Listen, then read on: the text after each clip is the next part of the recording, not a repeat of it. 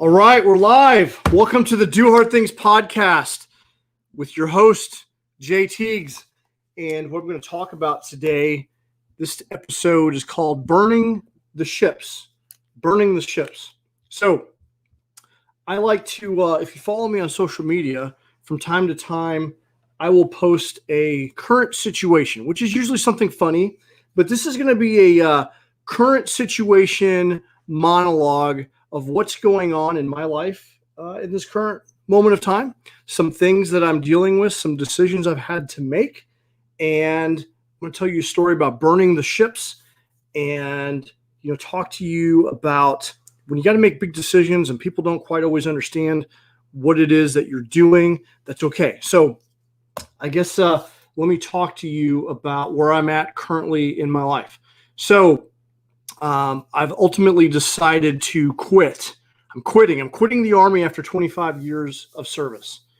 And I've always joked with my soldiers about, never quit the Army, right? And I always got a good laugh about that. But for all of us that serve, at some point in time, we're going to hang up the uniform.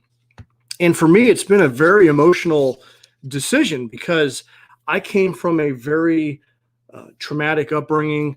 It wasn't a happy home when growing up. A lot of physical and emotional abuse. The Army gave me an opportunity. Nothing is given to you in the Army, but the Army was a great opportunity for me to improve myself. It gave me the handrail to success. And if you put in the work, the Army will give you opportunity to excel. And the Army did that for me. It enabled me to move on and close a very dark chapter in my life. And it set the tone for, my life for the last 25 years. And the day that I was putting in my retirement paperwork, I was, the selection promotion list came out for major. And that was, it's been just the path, the path that I've been on to get to this point. It's been a tremendous honor. I spent 13 years enlisted and just over 10 years as an officer, and to be selected to attend, ILE, where, ILE is the intermediate level education at the Command and General Staff College at Fort Leavenworth. This is not many people get to go, and only the top 50% of officers are selected to go. It's a 10-month course. And it's a tremendous honor. And I had to kind of weigh out, what are the costs and associated with going. And, I'm at that point in my life where, having gotten divorced not all that long ago, and I've got 3 daughters, and they're at a very, they're in 7th grade right now, just off the heels of the divorce. And, there's a lot of changes going on in their world. And we're at this time of this recording, COVID is happening. It would be, if the family dynamic were a little bit different, I would love to go. But, I've got to weigh out the cost. Like, what is it going to cost? I would have to go away for 10 months and, not having them being in their lives every day would be very difficult, right? So there's a cost in that.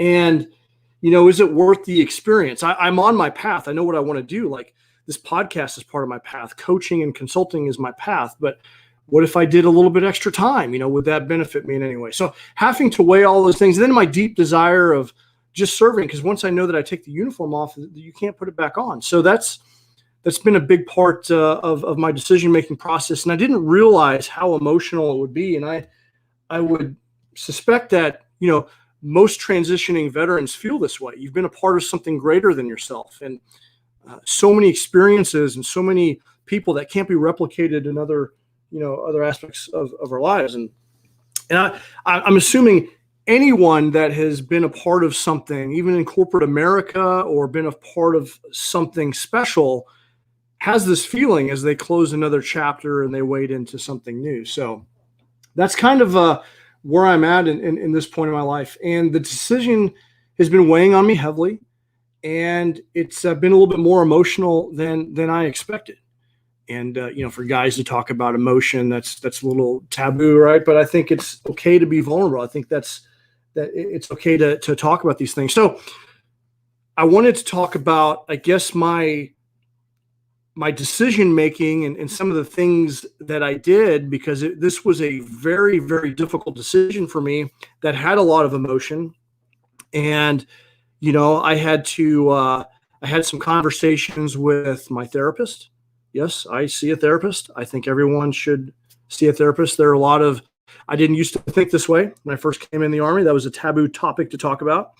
It was a sign of weakness. But what I've learned over the years is that, therapists, they're licensed clinicians to help you unpack traumas in your life, in your past, so you can move forward. And I've had my share of those, in my experiences growing up. The Army has put me in some situations where I've had some traumatic experiences there.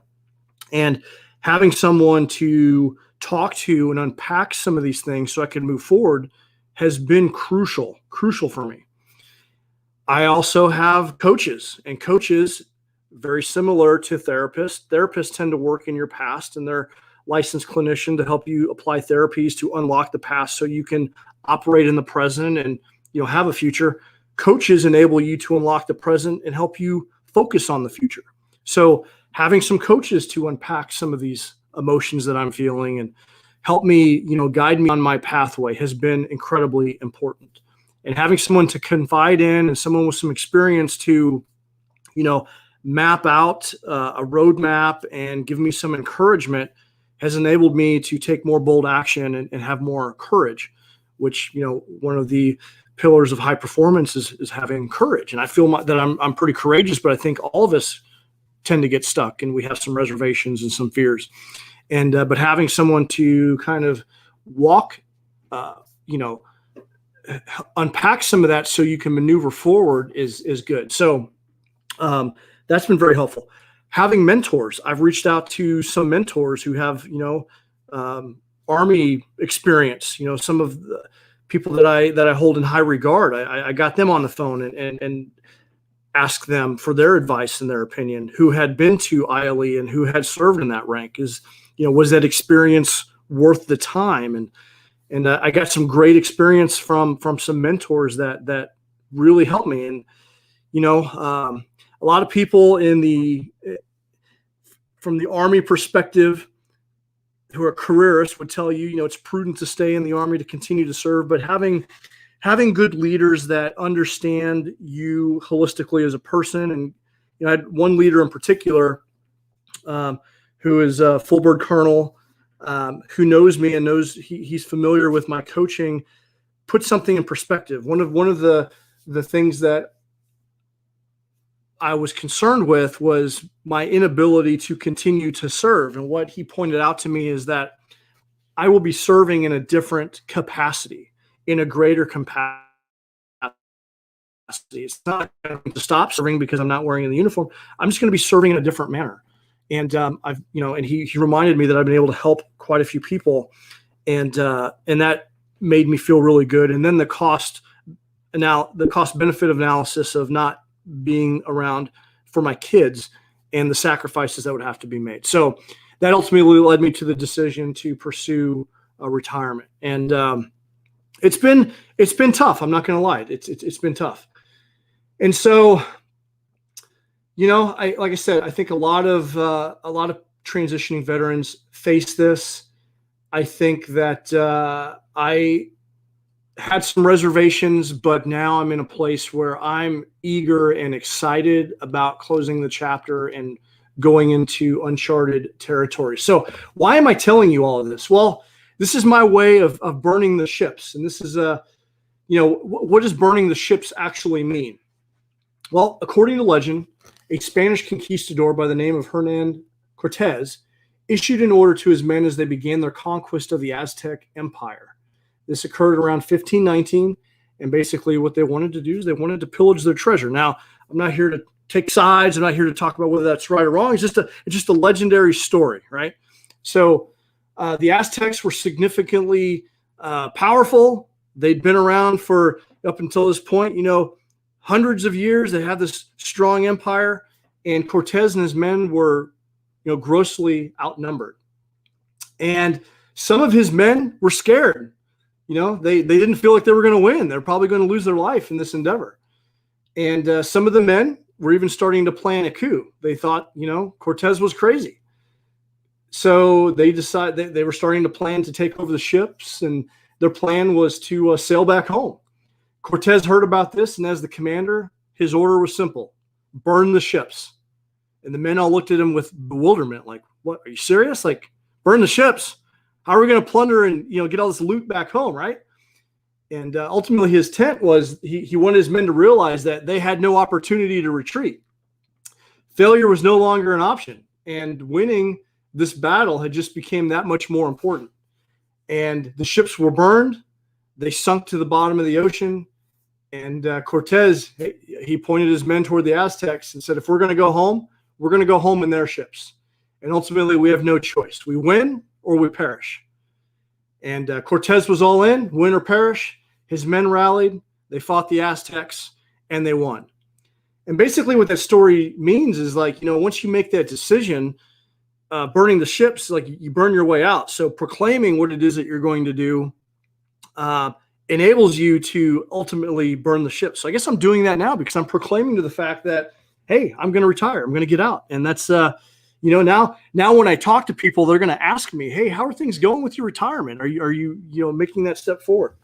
And, having that plan and proclaiming it is really important because it's a form of accountability. And now that I know that I've proclaimed that, people are going to be asking me about that. So when you're faced with a big decision in your life, consider that story about burning your ships, and don't give yourself an out. The need for necessity. Necessity will force you to raise your ambition and take more bold action. And once you're on that path, now it's kind of like, okay, it's do or die, right? If we don't do this thing, we're going to perish. So something else that was very helpful to me in this decision-making process was I was listening to a podcast. One of my favorite podcasts is the Tim Ferriss Show. And he was interviewing Jim Collins. Jim Collins is the author of the book Good to Great. And Jim Collins is known for having his stop lists. So most people have a to-do list. Well, most of the time we pile on so much that we can't get everything done. So what he has is a stop list. So what are the things that you should stop doing?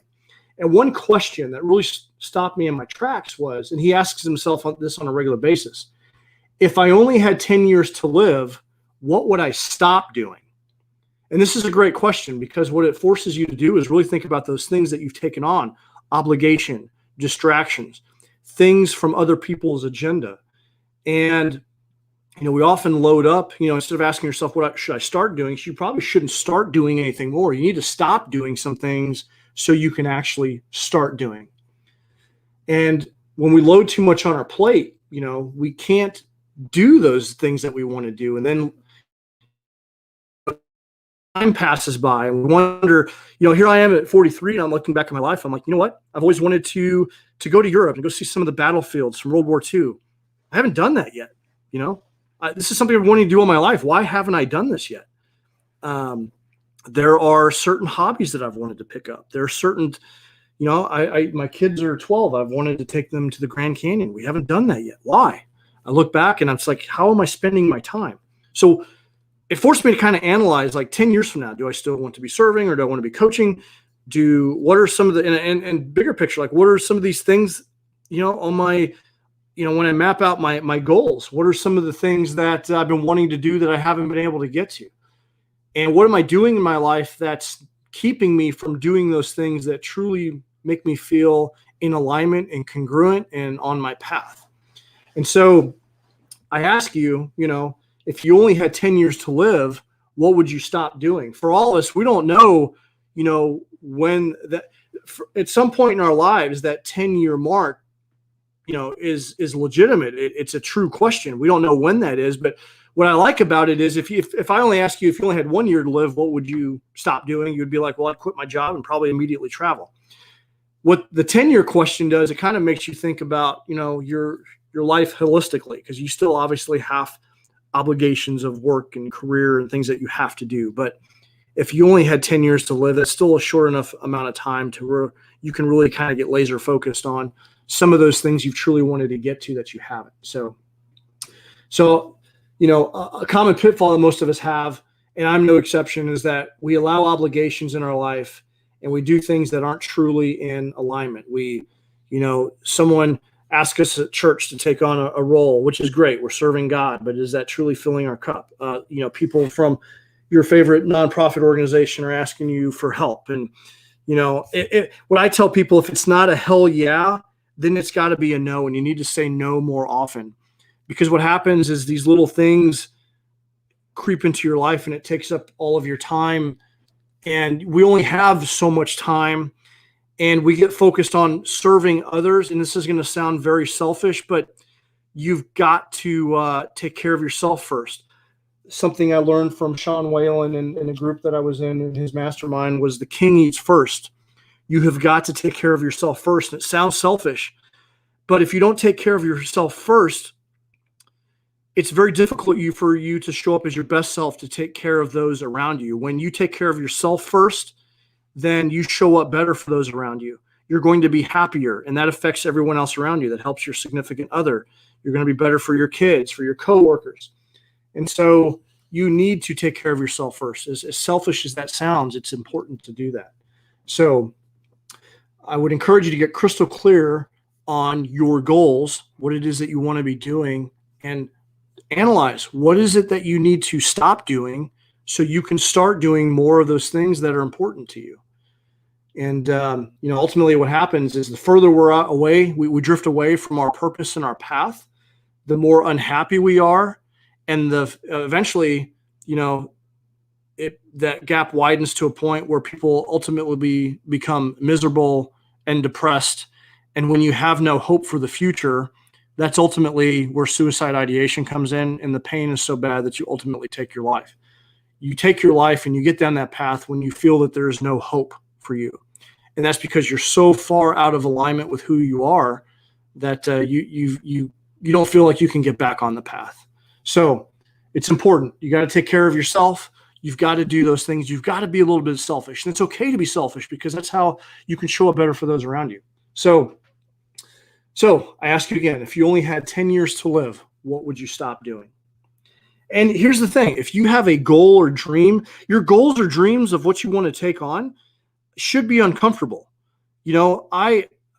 I'm looking here at my vision board as I'm talking right now, and I see I've got a picture of a man on stage, and one of my goals is to be a paid speaker in front of a crowd of people. And it sounds very pretentious when I say that, but that's my ultimate goal. It makes me feel a little uncomfortable, and your goals should be big enough where it makes you feel uncomfortable. And because that's, life is nothing more than a series of struggles, and you should be challenged, and it feels good to face that and those difficulties. And so, for me, that sounds pretentious, but that's truly what I want to do. I want to be able to serve, and I want to be a paid speaker. I want the challenge of being able to embark on that. I want I have overcome a lot of the fact that I'm on here talking and knowing that this podcast is going to be out there. Like, doing public speaking is a fear for me. And a lot of people think that it comes natural to me, but like, as I fire up this microphone to talk to you, like, it was scary for me to come on here. I don't know how this is going to be taken or perceived, the opinions of others. Right. But at the end of the day, I got to put that fear aside, because ultimately I know that this message will help. If this message helps one person, then it's all worth it. And I can't let fear and the opinion of other people hold me back from what I'm called to do. And when I started going down this path of declaring that I was going to be a coach and telling people about it, some people didn't understand. And some people were my closest friends and family. And to this very moment, like, I still have a handful of friends that haven't even asked me how I was doing, or you would like to think that your friends would ask you, how can I support you? And what I realize is that when you stray outside, people by their very nature put people in boxes. And when you stray outside of who they perceive you to be, it can be uncomfortable for some people. And what I had to realize, that it's not about me. It's about the mindset of the other person and ego, and it's got nothing to do with me. So what I realized is that you don't need the approval or permission or anyone's understanding to do what it is that you're called to do. You don't need anyone's permission, approval, or understanding to do what it is that you're called to do. And I think it's important for people to realize that, because fear holds so much of us back. We're so scared about worrying about hurting someone's feelings or making someone else feel uncomfortable. And, everyone has a volume knob. I tell this to all people. Everyone's got a volume knob, and you really have to understand the opinion and the mindset. You need to understand the mindset of the person giving you that opinion. And it's tough, because oftentimes these are people that you care about the most, right? Their friends, their family. And we do care about their opinion. But consider the mindset. And sometimes you got to turn the volume knob down on those people, because they're going to keep you, their opinion is going to keep you from moving forward. And at the end of the day, you got to be you. And if you're going to be able to serve and live your truest self, then you're anytime that you step out and declare that you're going to do something new, someone is always going to have an opinion. So just get on the path, declare it, burn your ships, declare what it is you want to do, get on the pathway and get after it. And don't worry about the opinions of other people, because if you do, you're never going to make any progress. So that's what I wanted to talk about today. This is where I'm at in my life at this current moment in time. This is my current situation. I had to make a big decision. That's how I walked through that. Burning the ships is a concept and that story. Hopefully that helps you and serves you as you think about some of the a lofty goal that you have that makes you feel a little uncomfortable. Burn the ships. Declare it. Tell people that you're going to do it. Formulate a plan.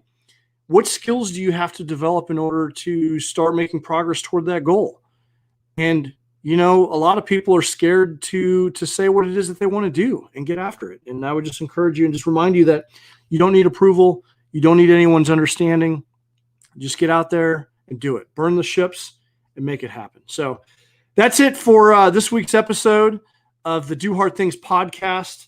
In the next episode, I'm going to be interviewing one of my dearest friends, Melissa Martinez.